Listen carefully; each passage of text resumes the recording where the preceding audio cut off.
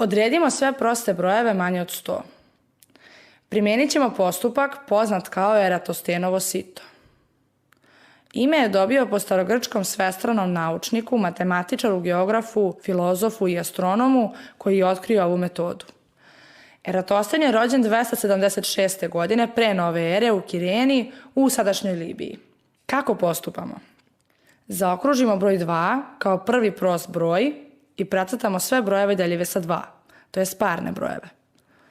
Onda zaokružimo prost broj 3 i precrtamo sve brojeve deljive sa 3.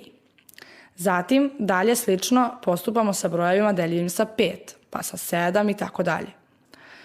Na kraju ostanu zaokruženi traženi prosti brojevi 2, 3, 5, 7, 11, 13, 17, 19, 23, 29, 31, 37, 41, 43, 47, 53, 59, 61, 67, 71, 73, 79, 83, 89 i 97.